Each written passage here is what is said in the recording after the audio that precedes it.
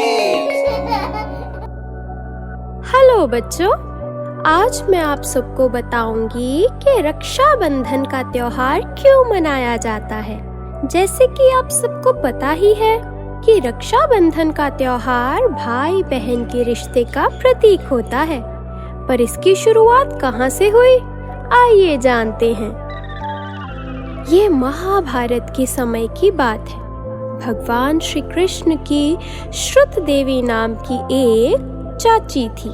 काफी मन्नतों के बाद श्रुत देवी को शिशुपाल नाम का बेटा हुआ, परंतु शिशुपाल जन्म से ही बहुत बीमार रहता, इतना कि अगर वो ठीक ना होता तो जल्दी ही उसकी मृत्यु हो जाती।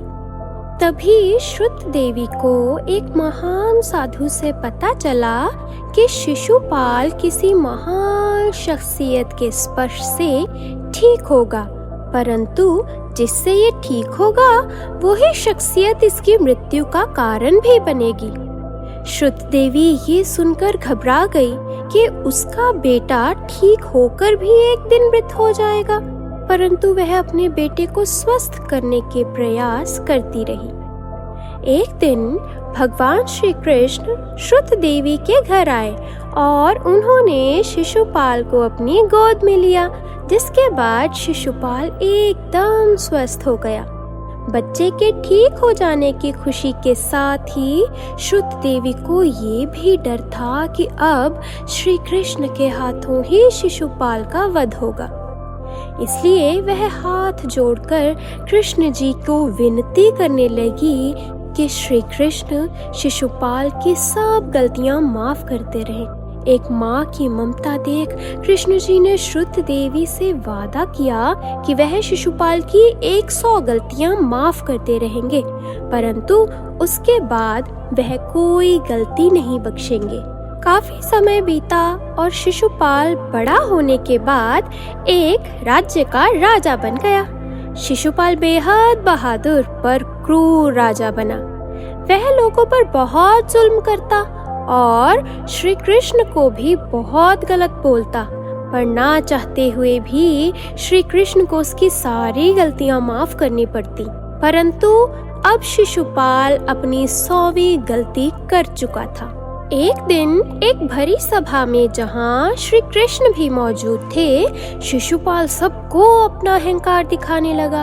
यहाँ तक कि उसने श्री कृष्ण को भी खुद से नीचे बताया और लोगों पर जुल्म करने को सबसे उत्तम। एक राजा के मुंह से ऐसी बात सुन कृष्ण जी को बेहद क्रोध आया और उन्होंने अपने सुदर्शन चक्र से शिशुपाल का वध कर दिया।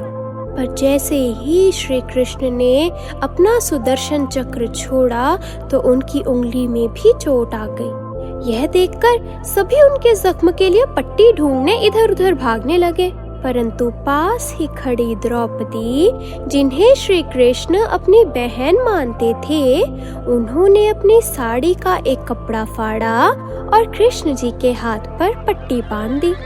कृष्ण जी ने एक बहन का अपने भाई के प्रति यह प्रेम देख द्रौपदी से वादा किया कि वह अपने घाव की इस रक्षा के बदले में अपनी बहन द्रौपदी की सारी उम्र रक्षा करेंगे, और जब जब द्रौपदी जी किसी संकट में फंस जाएंगी तब तब श्री कृष्ण ने भाई का फर्ज निभा उनकी रक्षा करने का वादा किया।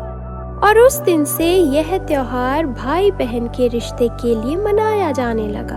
तो बच्चों, इस कहानी से हमें यह सीखने को मिलता है कि प्यार और रिश्तों के आगे अहंकार और नफरत को हमेशा घुटने टेकने ही पड़ते हैं।